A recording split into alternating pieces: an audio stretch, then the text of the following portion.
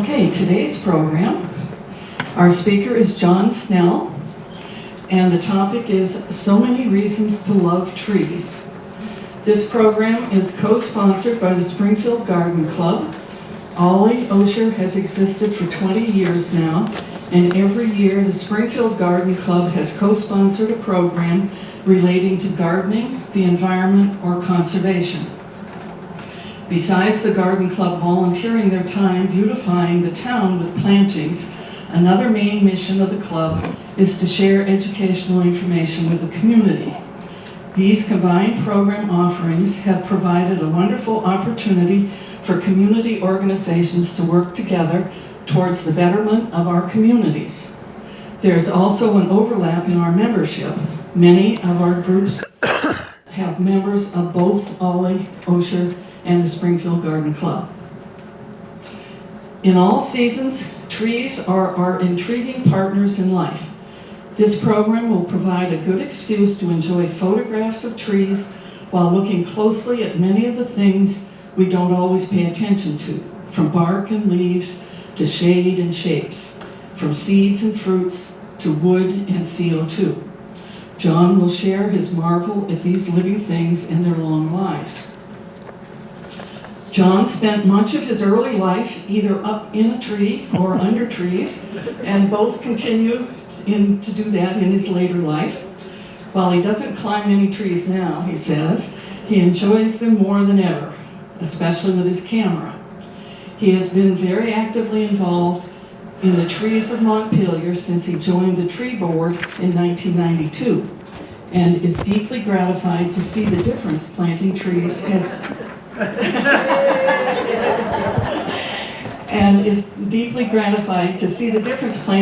has made in that time. John's training in ecology has served him well, as has a deep curiosity about life. While his memory is not as good as it used to be, he says, he also realizes that trees don't care if he can recall their names. And so he tends to hug them instead.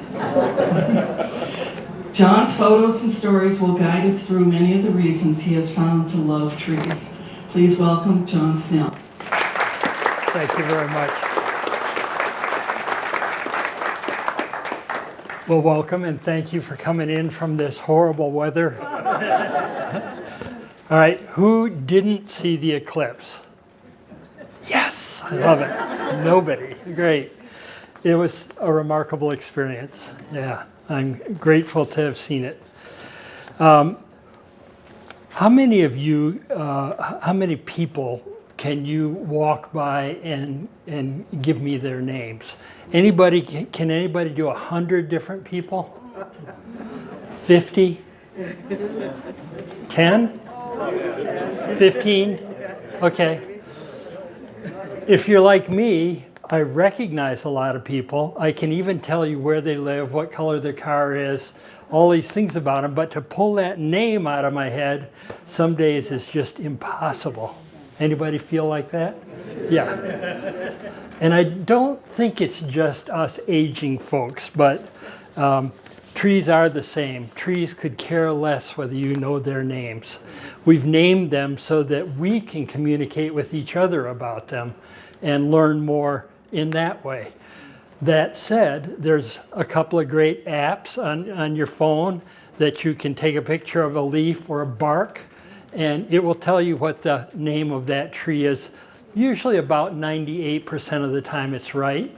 The one I would recommend to you, aside from iNaturalist, which also is an important citizen science app, and I log everything into iNaturalist, but Picture This is a brilliant little program, $20 a year or something. It really works well.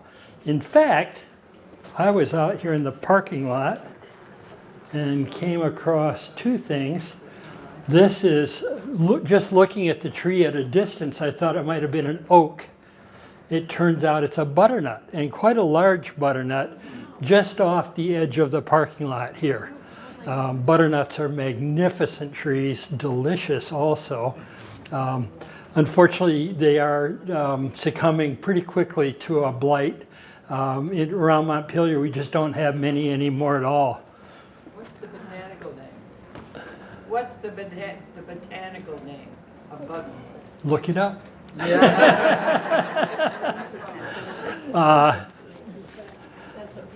It starts with a J. Let's see. Jungland's cinerea. Oh, it is? Yeah. See, I'm smart. The other thing I found out here, which was fun, yesterday I picked this in my yard. This is a silver maple, and it's one of the first to flower, and it's been having a tough time the last couple of weeks. Here's your silver maple this is mine. This is yours in much better shape. It's a little dried out, but it's probably a week ahead, maybe not quite a week. Typically, every 500 miles you go south, you pick up about a week's worth of spring. So anyway, so I'm passing around a lot of these things. Just enjoy looking at them, noticing things about them. That's really the intent that I have.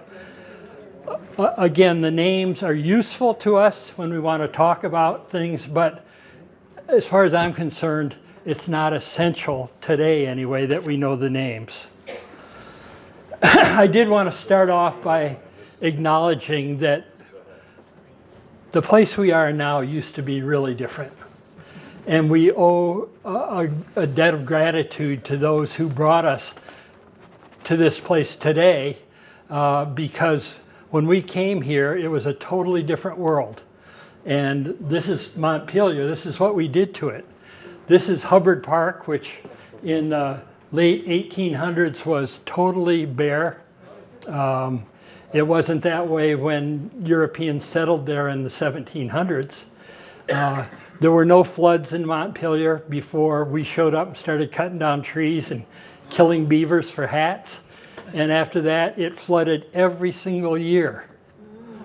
So we have a debt of gratitude that it's easy to forget how things used to be, and that we can still learn a lot from the people who lived here back then and have passed on a culture that is pretty remarkable.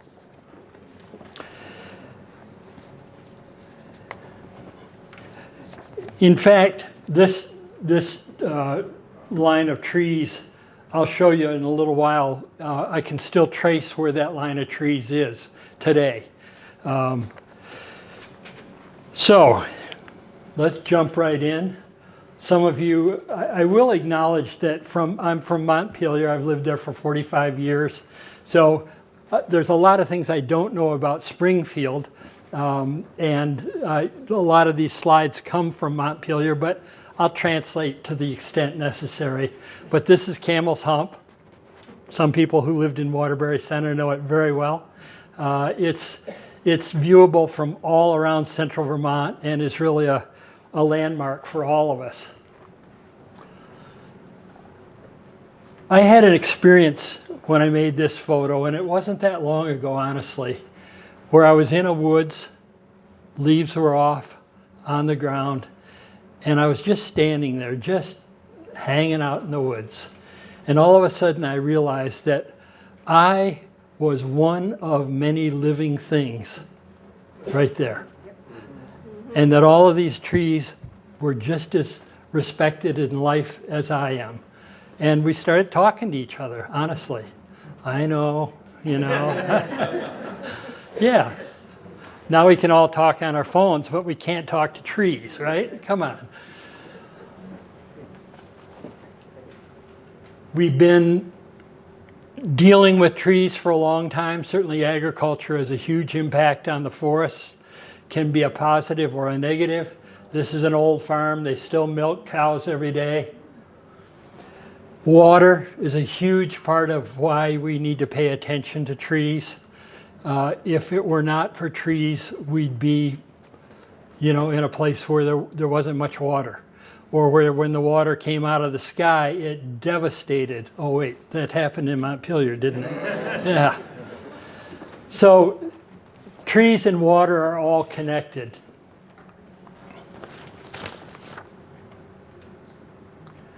It's pretty remarkable to see how a tree can be tenacious. That's a term I use. The tree doesn't care, it's just growing. This is Montpelier with a little bit of twilight.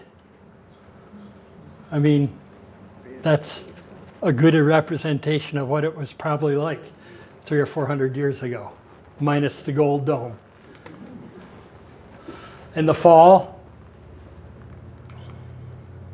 this is one of my favorite spots. If you've been to Montpelier, you may have noticed Hubbard Park, which is the big park right in the middle of the city. If you haven't been to Hubbard Park, come on up and take a wander around. This is my idea of what's going to happen after I die. And I don't even have to die to get there. I just have to walk up the hill. This, unfortunately, is what most of Montpelier looks like now. In the midst of this huge forest, this green space, we're pretty barren. This tree was planted in 1976. It's a green ash, unfortunately, a tree that's now being devastated by the emerald ash borer. But I happened to be in Montpelier the week that tree was being planted. Who's planted a tree? All right, who has planted a tree that is still alive? Who's planted a tree that, well, you planted it before 1960? All right, yeah, and are they? It was an acorn, but I think it's still alive. Well, you have to go check on that, okay? And you? 1956 at Maple. All right. In Michigan. In Michigan, where in Michigan? Ludington between Manistee and... I lived in Ludington. Well, There you go. So don't you think that she probably deserves a photograph for that? thank you, John. And you? Yep. You had the acorn. I can't tell you when it was. It was when I was a teenager in Brattleboro, Vermont. The whole family planted Norway maple in the backyard. A Norway. Unfortunately, Norways are now on the you-know-what list, but yeah, but they do grow well. Yes. My son in Weathersfield, I got wherever he used to live, had one on his lawn, and the leaves were red. Oh. Okay. My son had one on the lawn of the place he lived in, Weathersfield, and the leaves were red. Yeah. You know, they are, but they turn green when they spread, Uh-huh. which a lot of people don't know.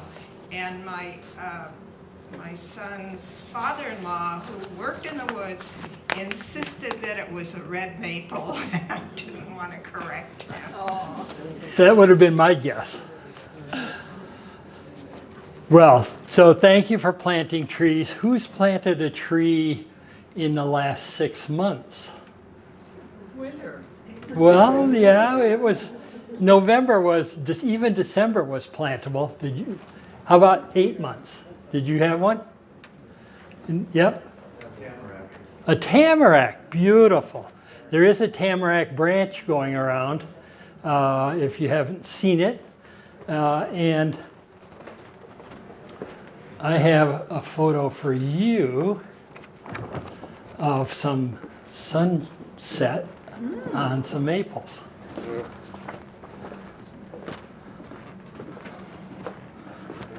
Enjoy. Thank you. So there are lots of ways we can identify trees.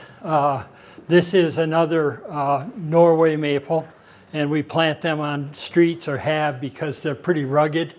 Unfortunately, as I said, they're really susceptible to emerald ash borer. So we've had to treat the downtown trees in Montpelier with a systemic insecticide. It's injected in, goes up through, kills any bug that gets on it. It's as minimal as we can get, but had we not done that, that tree would be gone now. All of the trees in Vermont will be gone soon. All of the ash trees, sorry. Yeah. Another one. So we're taking as good care of those as we can while other trees grow up. This one is always enjoyed on a hot summer day. You can find oftentimes in the shade of a tree a difference in temperature of up to 60 degrees Fahrenheit between the street and the shade of the tree. That's pretty significant. This is the crew that I work with, the Tree City. And we're a volunteer group, but we're a standing city committee. So we have a city budget, although this year it's $0. But we're working on planting, this year, 20 trees. In the past, we planted up to 400 trees in a year. We just don't have a lot of money right now. I pulled in a few slides for how things are in Springfield. This is an inventory of where your trees are in the downtown area. And on the handout, I have listed down here at the bottom this website where you can see all of these next couple of slides I'm showing, and a wonderful report that was done in 2015 covering all of the trees in Springfield. Here's potential tree planting sites if anybody's anxious to plant a tree in the next month. Good. I know that you wanted to leave the lights on so you could see the audience, but let me just try it with, if we turn that one off. That's great. And then you can still see people. Thank you. That's much better. And these are a little small, but you can see the whole report on that website. And here's the composition of the trees that you have. About 15% Norway maple, and let's see where this is other. So you're heavy in Norway maples and crab apples, not atypical of a city. This is one way to look at the value of a tree, and I don't know exactly which methodology they used. Some of them are suspect, honestly, but trees have value. We all know that, whether it's just a good tree to climb or one that we can tap and get 2 gallons of syrup out of. But this graphic is in that report as well. And what it's saying is that you have almost $100,000 worth of tree value in downtown Springfield. So there are lots of different ways we can identify trees. And again, I would encourage you to think not in terms of naming them and then walk into the next one and naming that one, and not, but of learning, just like we are interested in learning, about each other. So one of the ways we can learn is to look at the leaves. And we know that Vermont is renowned for our maples, sugar maples, red maples. Absolutely stunning.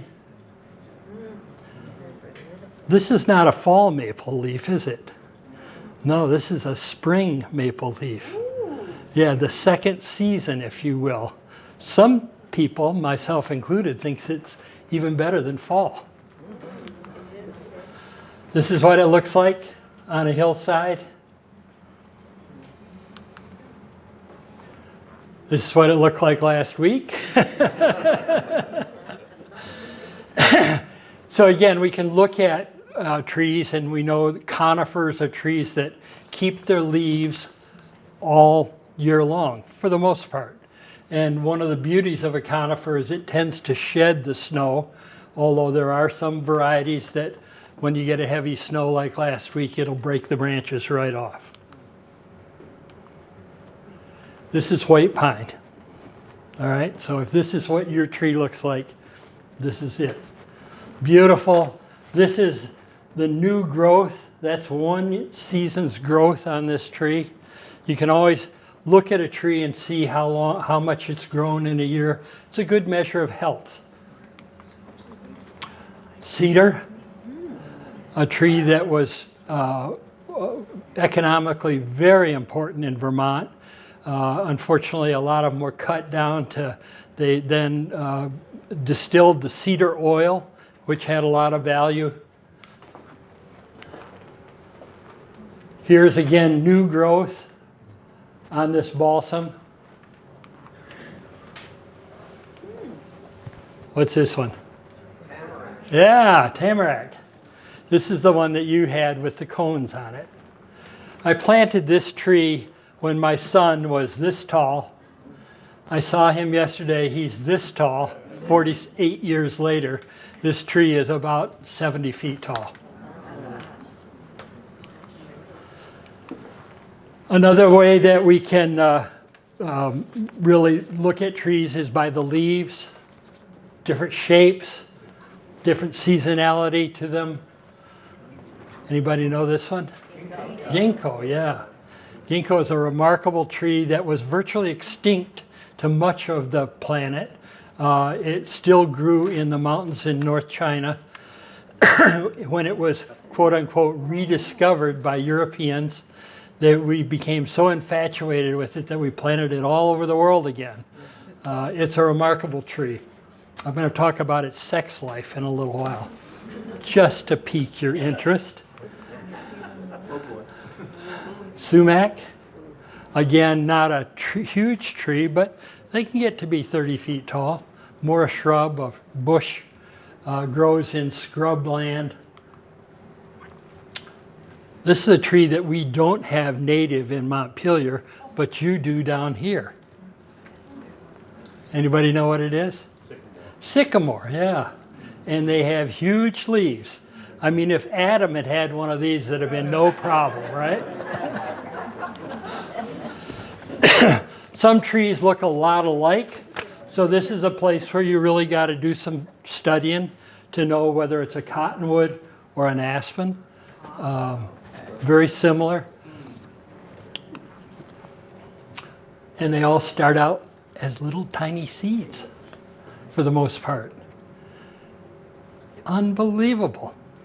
Whoever planted the acorn, you know, that thing all of a sudden popped up out of the ground. The two little leaves just like that. No, I don't think I saw that. This is a maple. We don't have these native in Montpelier. Do you have any sumac down here? I mean, sassafras, thank you. No, we had them in Ludington. Oh, yes. Oh, yes. Not a sumac. Yeah. 3 different shapes of leaves on one tree. Yeah, they're beautiful, beautiful trees. An understory tree. So we could also talk about the bark of trees. We're not going to spend a lot of time on it, but that's one of the ways we get to know a tree, is looking at the bark. And this is beech bark, that kind of gray, looks maybe like an elephant skin. Beautiful bark. A birch of some sort, right? Happens to be a yellow birch, if we're talking names. Versus a gray birch. Yeah.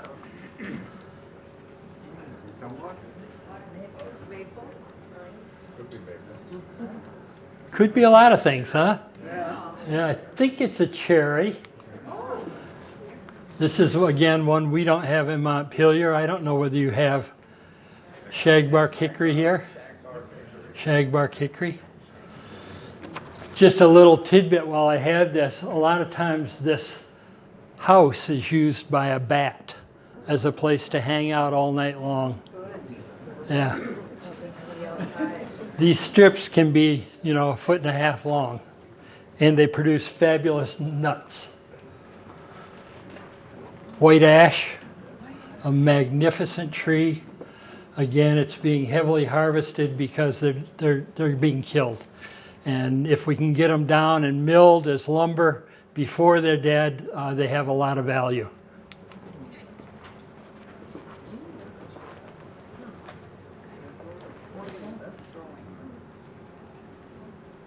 Oh well. We could use our app on this photo and find out what this is. A tip. We could also talk about the shapes of trees, because trees have a wide variety of shapes. I love looking at the shadows on the snow, if you live in a place where it snows. Maple hanging out over a pasture. Yeah, I mean, we all have an elm story, is my bet. Yeah, this is the last big elm in Montpelier.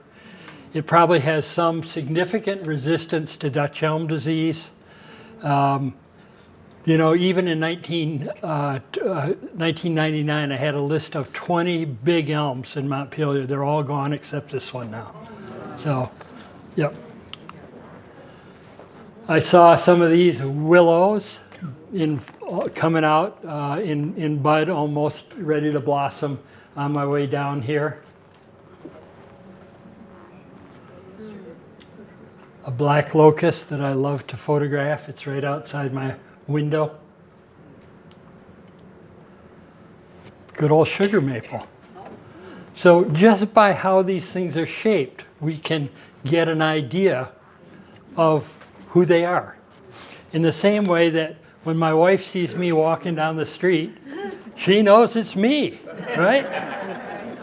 She doesn't have to see me, she just knows from the shape of me. Mostly this. Here again is tamarack, or hackamattack as it's called in the eastern provinces of Canada. And this has got full pine cones on it. This is the one conifer that loses its leaves in the wintertime. So,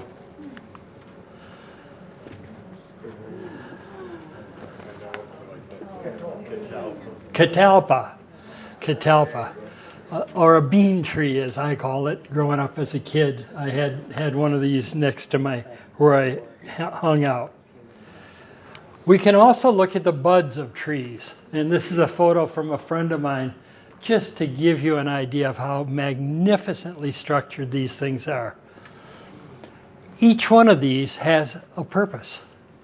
It's to house the leaves for the next season through winter. And then in the spring to open up and have the leaves come out. It's impossible. It is impossible that this could happen.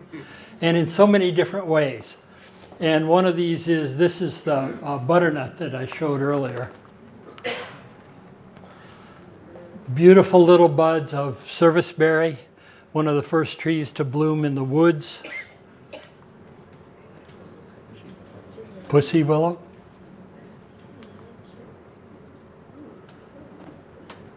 I mean, come on. Striped maple, just a magnificent little bud. So why does it matter that we know what this thing is, other than we want to talk about it some more, right? Look at this. We can also look at the flowers. This again is shad or serviceberry as it pops open. Just a stunning, stunning plant. And one that the bees take good advantage of at this stage. Crab apples. I get a little crabby about crab apples, honestly. They're overplanted. They're usually planted too darn close to the sidewalk. Nobody ever takes care of them. Am I talking out of turn here? Who has a crab apple? Yeah. Well, enjoy it. Make sure that you trim it properly away from the sidewalk so that people can walk by, and then enjoy it for the 2 weeks a year that it looks like this. Enjoy it again about now when the birds are eating the fruit, because it's a significant portion of their feeding this time of year. What is going on? This is a weed tree. This is a tree that people cut down, box elder, because it's a useless tree. Well, maybe. It's in the maple family.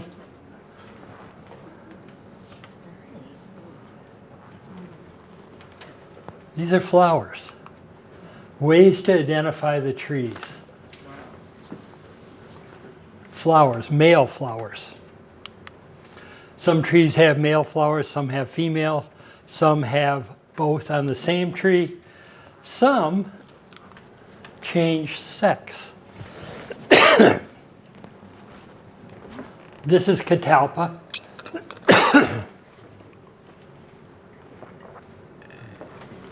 A really absolutely amazing flower. Tulip poplar. Again, a tree, I don't know if they're native around here. A little further south they would be. But they'll grow here. We've planted some in Montpelier. They're doing very well. So if you want a big tree that looks like this when it flowers in June, and it's a magnificent tree.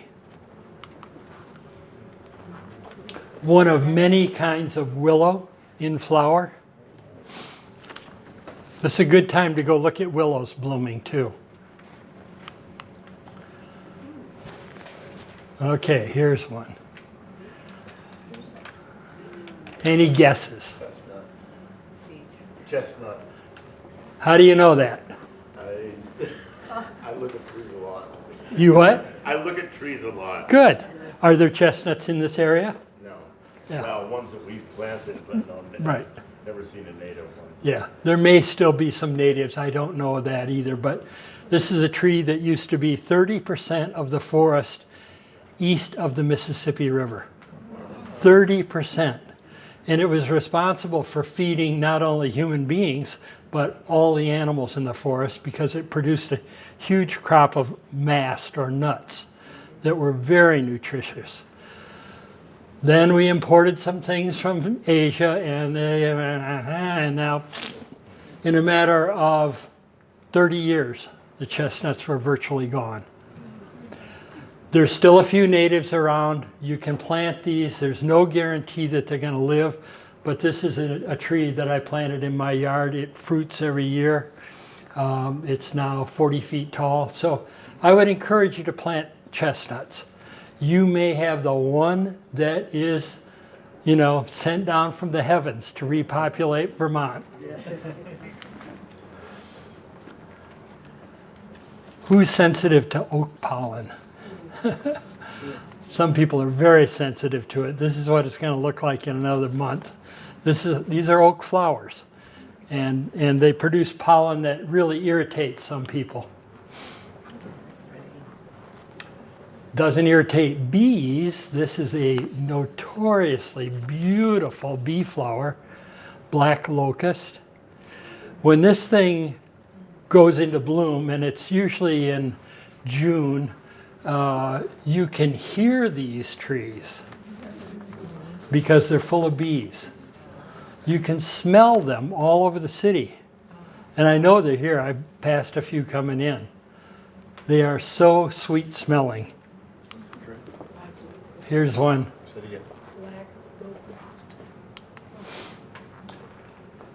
This again is another bee tree.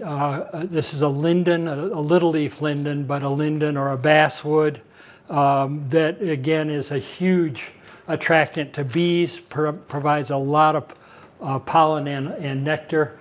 This is our city hall. We planted these two trees to replace crab apples. And this is the flower of the tree just before it's popping open and the bees will start humming. But keep your ears out and your nose open for these coming up in another, probably mid-June would be the way down here. And then we can look at the seeds that are produced. This is the basswood seed. It has this interesting leaf adaptation and the seeds on it. When it drops, that little leaf thing helps it fly around and distribute. These are on most of the winter and again provide a huge source of food for animals. Maple? We all know helicopters, right? So any maple tree, Acer, is going to have a helicopter type seed. This is a seed of, looks a little like that, but is just flat. This is an ash tree. Beautiful seeds. Mountain ash. Not in the same family as white, black, or green ash, but called ash. Huge source of food for birds. Grows up in the mountains in particular. Anybody know this one? Oh, St. John? Yes. Did you used to throw that at your brother? No. Yeah, not a lot of them around here. This was widely planted by farmers who used the wood for fence posts.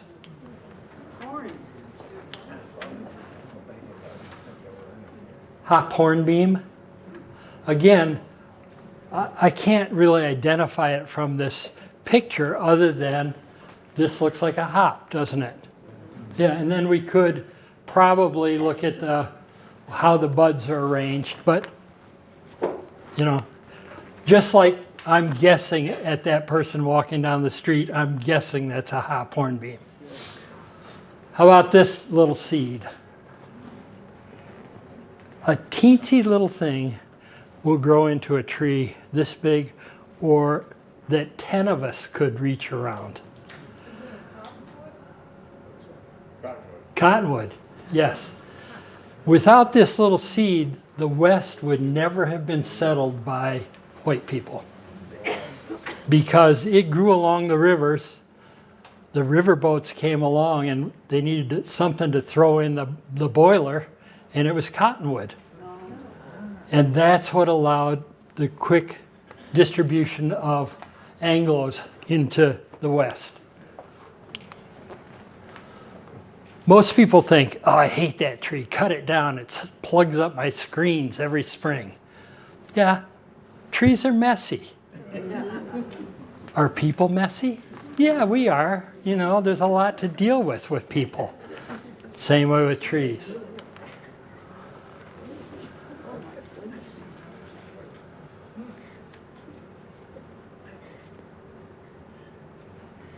Hazel. Hazel. Yep. Inside here are maybe half a dozen little nuts. I have a lot of hazel growing in my yard because I planted them. I never get to eat one anymore because there's so darn many squirrels. But I eat a lot of squirrel. Yeah, you gotta crack them open. This is what they look like. They're these native hazels are smaller than you get in a grocery store, let's say, if you can even find them. But they're great, great nuts. Easy to grow. Sycamore, yeah. And there's probably only 50,000 seeds in this little ball. Yeah, I don't know. There's way more than I'm going to count. And every one of them has the potential for being a magnificent tree.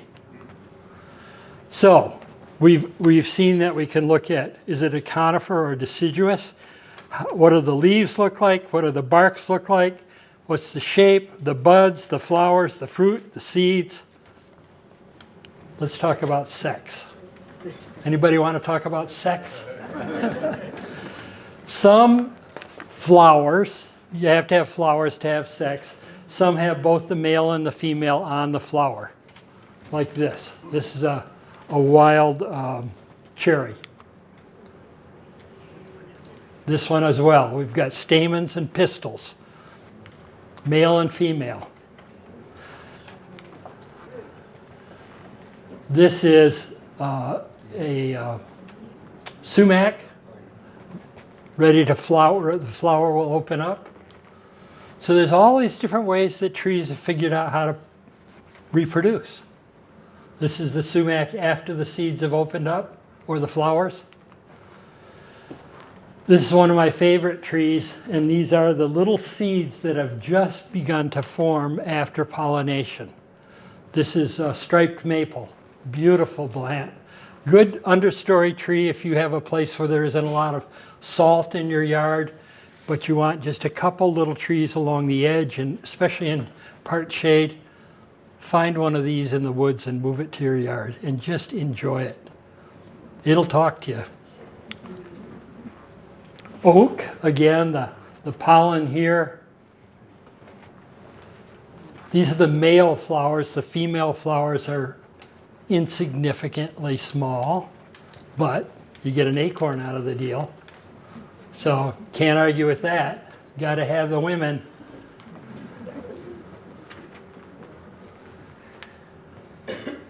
maple. A little further along, they pollinated, and these are all the beginnings of whirligigs. A little further along, this all happens on red maples in early and happens really fast. In a matter of 3 weeks, you got seeds. And they're sprouting in the 4th week. This is, who is from Ohio? Somebody, you were from Ohio. No, somebody I was talking to. There we go. Buckeye. It's a buckeye. Yeah. Again, we don't have a lot of native buckeyes here, but when people plant them, they're fun to look at. And there's one beautiful buckeye in Montpelier. No idea who planted it, but it's probably 70 or 80 years old. And then after it's pollinated, it's putting up its shoot, and the seeds are forming on that. There they are. Here's the ginkgo. When I say ginkgo, what do most people think about? Memory. Yeah, I'd forgotten that one. Yeah, ginkgo biloba is used as a memory potion. Most people, when I say look at the tree, think, oh, that stinks, right?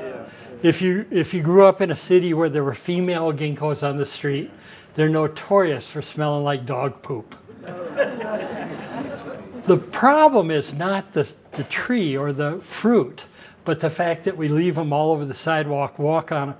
I mean, even radishes would smell like poop if you walked all over them, you know? So I have a friend who, this is a male. Most of the ginkgos you see are male. They're cloned.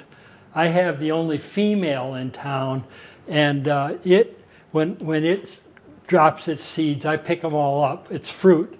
They're about that big. And I give them to a friend of mine who's from Korea who eats them. So, you know, each to their own. But this is the second biggest ginkgo in the state of Vermont. It's a beautiful tree. If you're in town, let me know you're coming and I'll give you directions for how to get there. One of the cool things about ginkgos is that they drop all their leaves basically overnight, sometime usually late September. And so one day they're on the tree, the next morning they're all over the ground. Like that. Now, about sex. They have male and female flowers, but they produce in a way that the sperm from the male flower gets into the female flower, and it's held there for sometimes weeks or months. Come on. Yeah, I mean, it's inexplicable. But in the end, this is the fruit you get, and inside that fruit is a little nut, and when you crack that nut open, that's the part that is edible. So, trees can get to be old. Is there anybody in here over 100 years old? No, not yet. Not yet. I just had a dear friend in Montpelier turn 100. So how long can they live? This tree is a yew tree in northern England. It's probably 15 to 1800 years old. A youngster. These are baobab trees in Botswana that are probably 10,000 years old. Now you say, come on.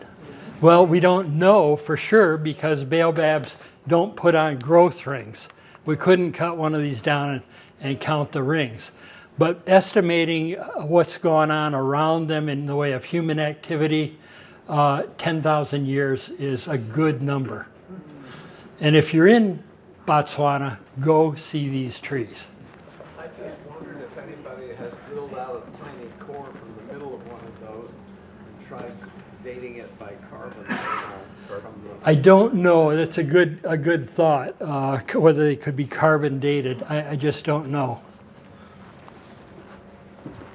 Were they very slow growing? Is that? Well, that tree was. I don't have a picture of us, but it would have taken 5 of us just to go across the front of that tree. It's a huge tree. And to be in that grove and realize that, you know, for the last 10,000 years, there have been human beings there who lived specifically in that area because of these trees was pretty chilling.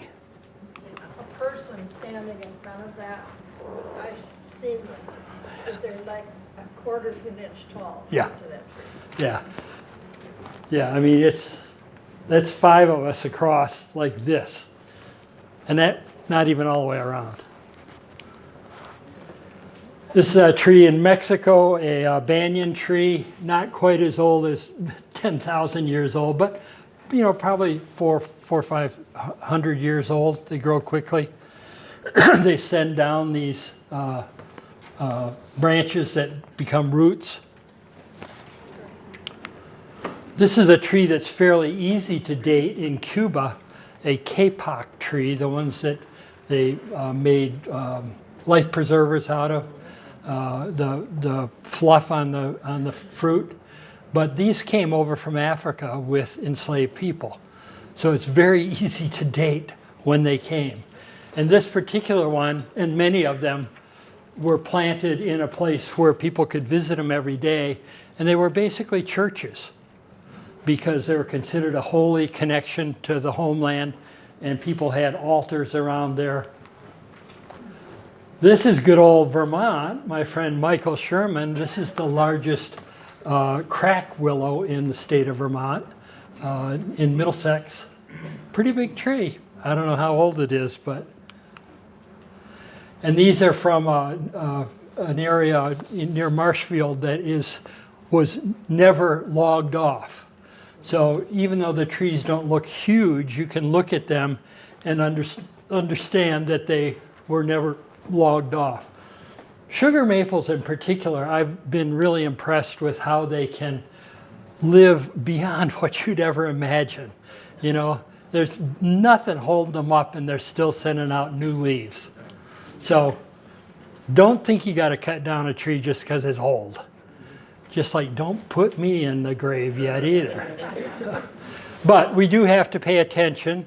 You know, when a tree limb is ready to come down, we don't want to be under it or have our house or grandkids under it. So we do have to take care of them. This again is Montpelier in about 1880.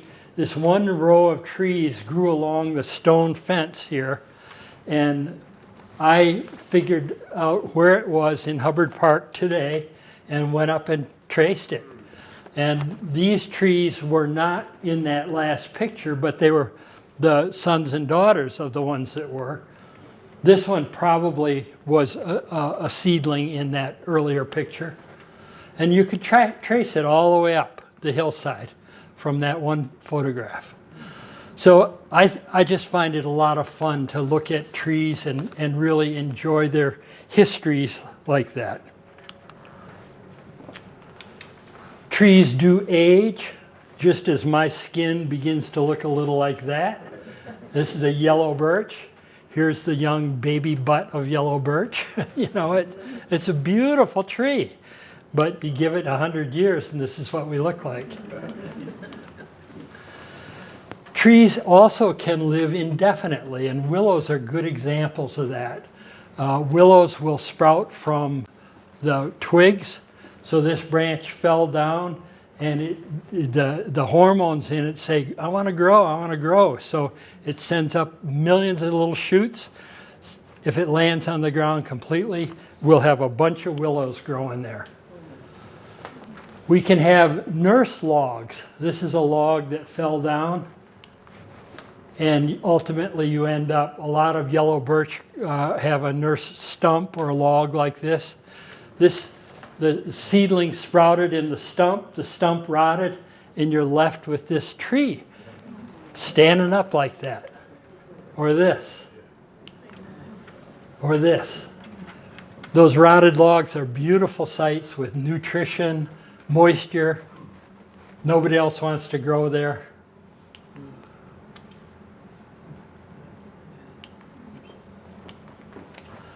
So, let's talk about how trees die. A tree like this is accommodating this huge piece of bedrock by growing over and around it, and they'll do together quite well for a long time. This, not so much. This is a death sentence for this tree. Just as if you go like this around your breathing apparatus, you'll die. This wire will and does kill trees all the time, because it cuts off the place that life fluids go up and down just under the bark. Oh, Merry Christmas. Don't worry, I put them up last year, but I promise I'll take them down. I go around with wire cutters. I believe in Christmas, but I don't believe in strangling trees. I've saved many a tree by typically talking to the owner, but sometimes I just go out in the middle of the night and snip it. That's all it takes. Just snip the damn things. Again, this is a good example of how they put this on to hold the tree straight when it was young. They forgot to take it off. I'll confess, I have done this. I have killed more than one tree by doing exactly this, not paying attention to coming back when I needed to, and I was too late. I don't even want to talk about this one, but they wanted to guy these two stems together. They did it with a big chain, killed the tree. So if you're going to have the need to guy a tree, get a professional in who knows what they're doing. It can happen. The tree's life can be extended for a long time if it's properly done. Our wires kill trees. Then the power company comes along and trims them all off, and boom, up they come. When you cut a branch, it sends hormones to the end of that branch and says, grow more. So it sends up all these shoots, which without the power lines wouldn't be bad. You can really do some remarkable things like that, but for the most part, it's a disaster. And then where are we going to put all that darn white stuff or that brown stuff, you know? And more than once I've seen the snowplow push hard enough on that it snaps the branch, the trunk of the tree. This was a sad tale that ended well, but this is in the Lansing, Michigan area where I grew up. And my sister was telling me about their local school district where the school board was going to cut these black walnut trees down because they had no money in the budget that year, and they knew that they could cut these trees down and sell them and, you know, make the budget. Well, these trees were virgin. They had never been cut before. They were probably 250 years old. That was right outside the schoolyard where the science class could go out and study these trees. To study trees like this anywhere else in Michigan, you'd have to drive hundreds of miles. So we mounted a protest, and we won. The trees are still there. Somehow they balanced the damn budget, and you know, and the next year it was probably out of balance again anyway, but the trees are still there. Snow plows do a lot of damage to trees. You know, if we're going to have trees on the street, we're going to have damage to trees. You got to just take care of each other. This is a really common way that trees are killed. When you buy a tree that's in a root ball, balled and burlapped it's called, a lot of times this is what the roots actually look like when you take the burlap and the dirt off. And this root just goes around and around and around. It's never going to grow. It's going to, in fact, strangle the tree by itself. The roots will strangle the trunk of the tree. Sometimes you can unwind these carefully. This tree I planted in my neighborhood, and it's now 60 feet tall. But it was a job to get it untangled. This is a similar one where this is called a girdling root. You can see this in older trees. If you look right at the ground level, a root that goes right around the and it strangles the tree. Best time to deal with this is when you're planting. These are all bare-rooted trees. A great way to plant this time of year, if you can get them. Rather than a ball and a burlap, you can actually see the roots. As long as you keep them wet until the moment you plant them, it's a beautiful way to plant. And you can trim the roots if there are any problems. So they're also pretty lightweight. When we planted 400 bare-rooted trees, you know, we put them all in one truck and drove around town and stuck them in the ground. You pick up a tree like this, you feel pretty important. But this is the girdling roots that I talked about. Norway maples are particularly a problem. Once you get to this stage, you may be able to come in and saw that root right off there and save the tree, but the damage is pretty well done. This is another great way to kill a tree. If you want to kill a tree, volcano mulch. This is the way it should be, where you have the base of the tree available. But if you didn't do it in time, that's where the rot happens. Right there at the ground, boom, you killed the tree. Another good way to kill a tree, leave a stub. Here's an example of how the hormones have said grow more.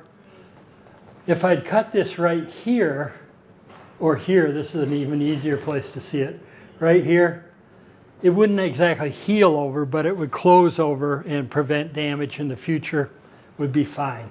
But when you leave a stub like that, it's a death sentence.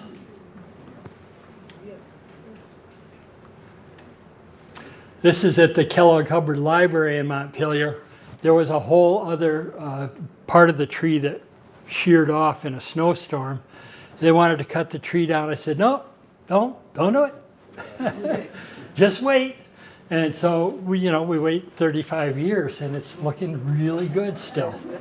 It's a tree that everybody in town knows and enjoys walking under on a hot July day. So,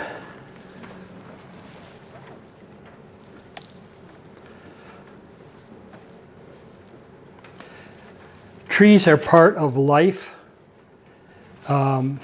This is one of the ways that trees are dying now, these ash trees. Beautiful branch of, this is a white ash. In Vermont, it's about 15% of our forest land is white ash.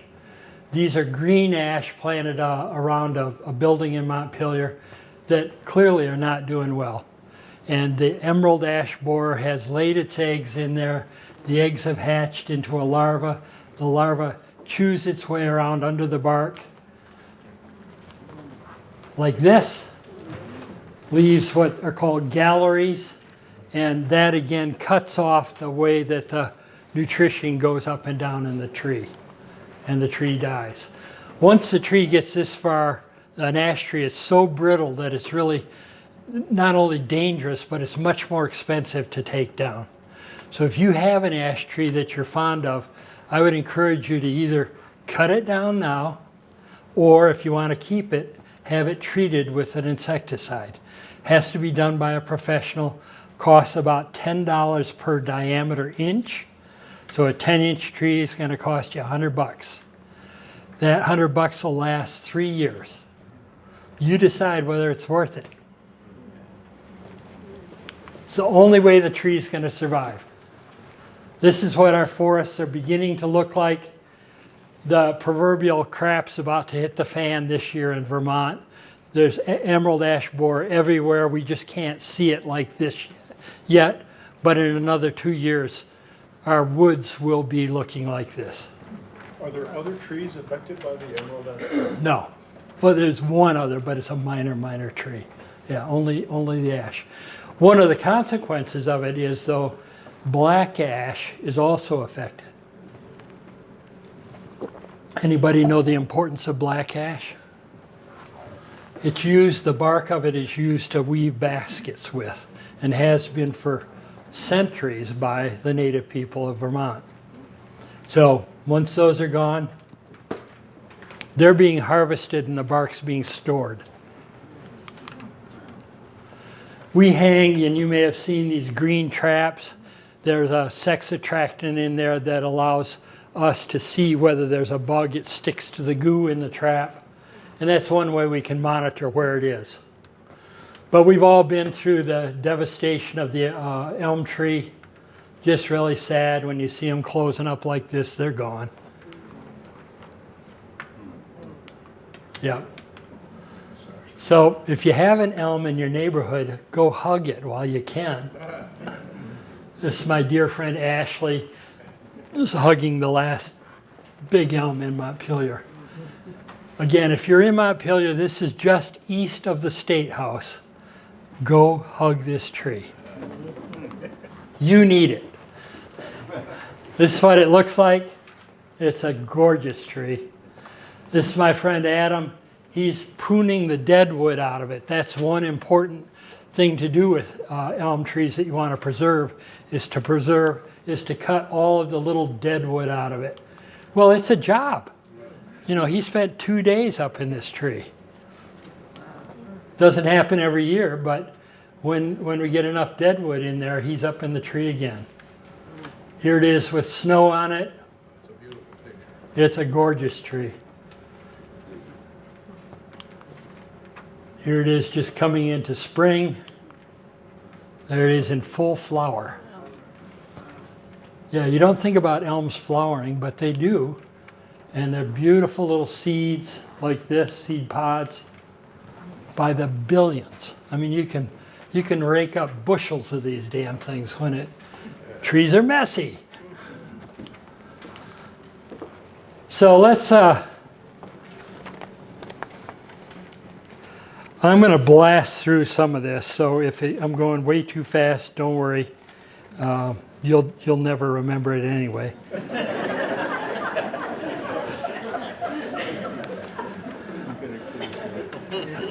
This is, again, the American chestnut in full bloom. These are flowers. These are the male flowers.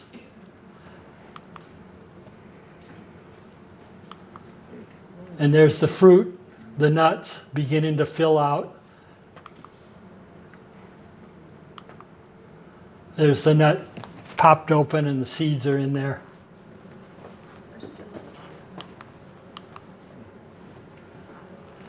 As soon as leaves come out, they're food.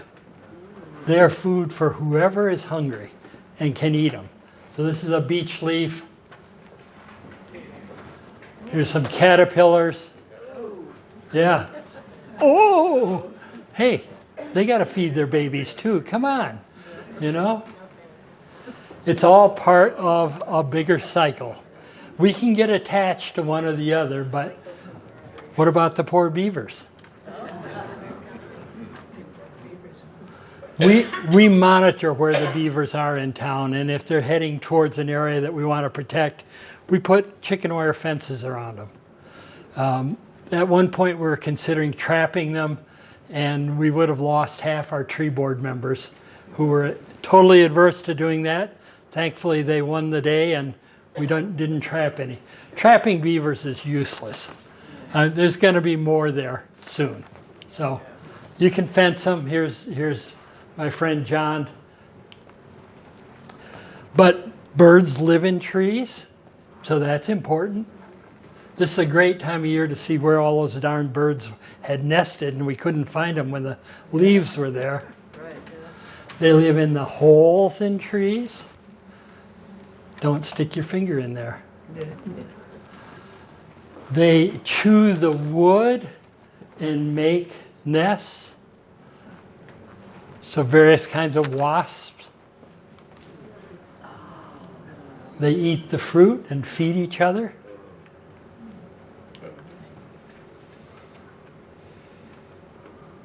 The bees are in this tree, and then they pollinate, and then they produce mountains of fruit. Who can argue with a little bird? Or a bigger bird? Or lots of birds? So trees support life. There's just no question about it. Oftentimes I hear, oh, the woodpeckers are killing that tree. No. The woodpeckers are probably helping you save that tree by eating the insects that are boring into it that are going to end up killing the tree. But regardless, the tree's supporting life in all different aspects. Who's to argue with a woodpecker? Yeah. These guys were eating grapes, wild grapes. Anybody? Sapsuckers. Right. So they don't kill the tree. They can cause some damage to it, but they tap holes in there and then out comes the sap. And do you know that the hummingbirds follow the suckers around and suck out some of that too? So do the butterflies. These butterflies just came out from, they live all winter long, and one of the first things they do is get those saps. Yeah. As the beech tree goes, so will the bear population in Vermont. And unfortunately, the beech trees are in decline. And then things live on the trees. You know, I have a whole nother lecture that I could give on just what lives on the tree. But it's another planet, not just another world, it's a planet. Or under trees. These only grow in maple beech woods, and it's an ephemeral. It'll be out in another couple of weeks, and then it's gone for the year. Spring beauty, trillium. Without maple and beech, none of these flowers would grow. They would be non-existent. So, people live in trees too, right? This was one of my major reasons that I got on the tree board 30 years ago, was to have trees big enough for kids to climb again. And there just weren't many around. This was one of the few that could support a swing. You know, that's why we want to plant trees. We want to plant something that's going to be around long after you and I are gone. For these kids. This is my little friend Earl. When he was 10 years old, he called me up. He said, John, I want to keep this tree in my room all winter long. Is that okay? I said, no, Earl, it is not. It was a chestnut tree, and he'd bought it with his own birthday money. It was about this tall. I said, you can't do it. It'll kill it. So I talked him into going up to Hubbard Park. We found a place to plant it. It's now 30 feet tall. And Earl's now in college. We do a lot of tree planting, especially with kids. Anytime you can involve kids in planting, it's a good day. You just got to make sure that you teach them. Because otherwise the tree won't be planted quite right. The same, by the way, is true of adults. These kids not only planted trees, but then they spent the next year measuring them in various ways, doing reports on them. It was a great year-long project. These are older kids, Youth Conservation Service, who help us plant trees around town. So I wanted to just quickly, how late are we usually going here? Am I running over? Yeah. Maybe another 5-10 minutes? 5 or 10 minutes. I talk really fast. I want to just talk briefly about a few of my favorite trees. This is the serviceberry or shad. I've shown you pictures of it before. It's a magnificent tree early in the spring. It flowers. The bees love it. This is the fruit. When it fruits, you'll see them. Get to it as soon as you can. As soon as they get to be a deep purple like this, pick a few, just a few, and enjoy eating them because it's a flavor unlike anything else that I've ever tasted. Yeah, perfectly safe. Red oak, a wide variety of colors in red oak, all winter long. Many red oaks keep their leaves for the whole winter. These were two that we planted in front of the former post office in Montpelier. We're hoping the building gets torn down and the trees stay, but this was a red oak that we planted right in the parking lot of the sheriff's building. And the guys were so great about not running into it, and it's now a huge tree. White oak. This tree could easily live to be 400 years old. Pin oaks. A pair of pin oaks that we planted in front of this church in Montpelier. And the only thing we've done to them is cut off branches up to about here, which is a shame with a pin oak because they really want to go right down to the ground. But people couldn't read the sign. I said, put the sign right out in front, you know. Why do I have to wait? So oaks support about 400 different insects that eat an oak. So if you want to plant one tree only, plant an oak. It will provide 400 insects with lunch. Now, why do we want to do that? Well, in the spring, what do the birds eat? Yeah, the insect larvae. And so if you plant an oak, you'll have more birds in your yard. It's also pretty easy just to stomp an acorn in the ground. Beautiful leaves. Again, the flowers.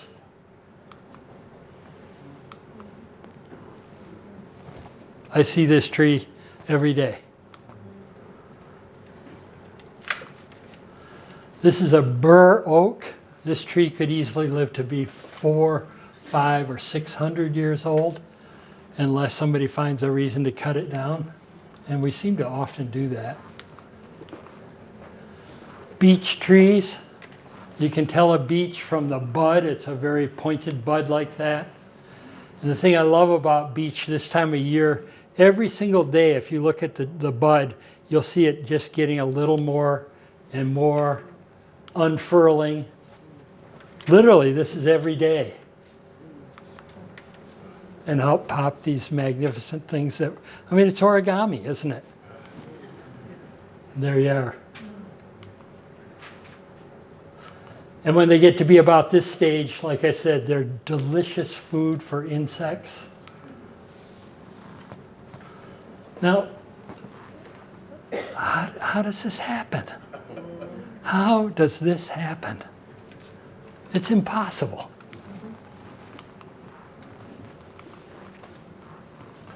Into the fall. Gorgeous branches that come out like that. And you can watch them all winter long. They end up retaining leaves for most of the winter. Unfortunately, we have, again, a pest that is attacking many of the beech trees in the state. Nothing that can be done about it. Okay, the famous birch tree. No, this is a maple tree, right? Sugar maple.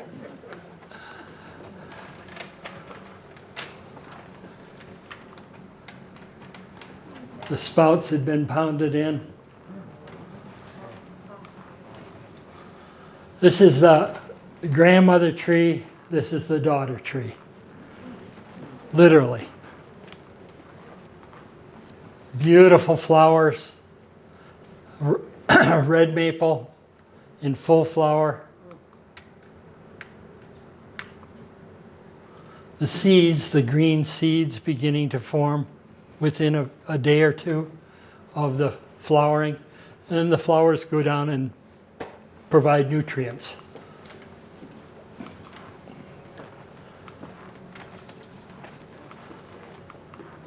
Tamaracks. Beautiful tree. This time of year, they're beginning to turn golden. So if you look off in the distance, you'll see them. And the same way in the fall, they're a tree that's very noticeable from a distance. It's the conifer that does lose its leaves, unlike any other conifer. Here they are just coming out. We're probably a month away from this stage in Montpelier. Are they related to the hemlocks? They have the same? Similar, but no, they're not related to hemlock. No, these are flat, very fragrant leaves. And there's plenty of uses for wood too. I'm not adverse to cutting wood down when we need it or when we have to for whatever reason. This is my grandson. I always encourage you to count the rings in a tree when you see it down.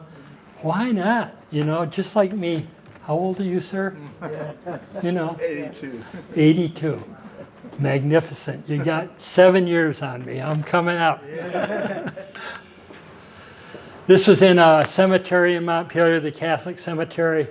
Unfortunately, the decision was made without my input to take these sugar maples down because they were shedding branches. They didn't have to be cut down, but they're gone now. These trees are in front of the transportation building in Montpelier, and they were going to do a lot of work on the foundation. So these really had to come down, otherwise they were going to die anyway. But we talked them into keeping these two trees and really protecting them, and they're growing great still. When you're out and have power lines or streets that need tree work, it's important to have it done right. Here's a stop sign. I don't want that sign blocked because I'm coming the other direction. So this was a good example of planting trees in the wrong place. This was one that was quite dangerous right in front of the Kellogg Hubbard Library. It came down, but we planted others to replace it. This tree, which was planted in 2017, is now taller than the house and about that big around. So trees grow pretty quickly. This was a tree that had to come down. It was a red oak, and I counted the rings back. It was 160 years old. Yeah, who burns wood? You know?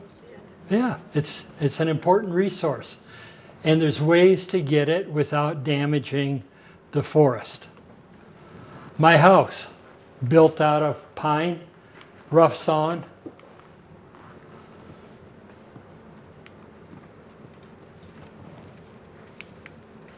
I planted that tree 20 years later. And it's even taller than that now. I planted, this was the tree that I showed you where the roots were girdling around. Some good helpers. Some huggers. Why not? We had to cut down a maple here that the salt had killed, so we planted an oak instead. That tree is now 45 feet tall. This tree is just quickly, a truck backed up against this tree and dragged it away. And I thought, oh my gosh, we'll see soon whether it survived. We trimmed it up. I also collected from the insurance company in case it doesn't live. But here's a volunteer, you know, box elder, a weed tree. We have a lot of challenges with street trees. The snowplow hits the grate. All it takes is this grate being pushed up against the trunk and the tree is dead. So we're trying to figure out a better way to plant them. We know of ways, but Department of Public Works doesn't agree with us yet, and they're the ones who plow the sidewalks. So this is one of the things we tried. We took a tree that had been here for many years. We dug out all around it, put in soil that the tree could actually grow in, because who knows what's under a sidewalk. It's usually a lot of junk.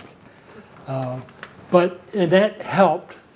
The last few trees we planted, we've dug a hole like this.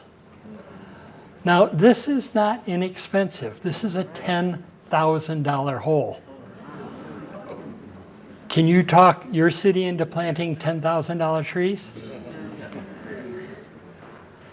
It's a lot of work. It's a technique that was pioneered in Stockholm, Sweden, where they have very successfully grown trees. There's the $500 tree going in a $10,000 hole.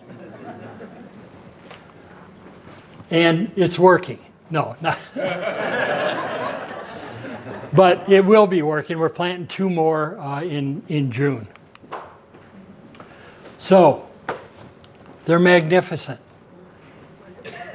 Any time of year, frost on them, clouds over them, sunset behind them. Yeah, so make plans, please, to find a place to plant a tree. Doesn't have to be a $10,000 hole, but it should at least be a $100 hole, something that the tree can grow into. And if each of you planted a tree in the next 2 years, we'd have 50 new trees in town, right? Thank you.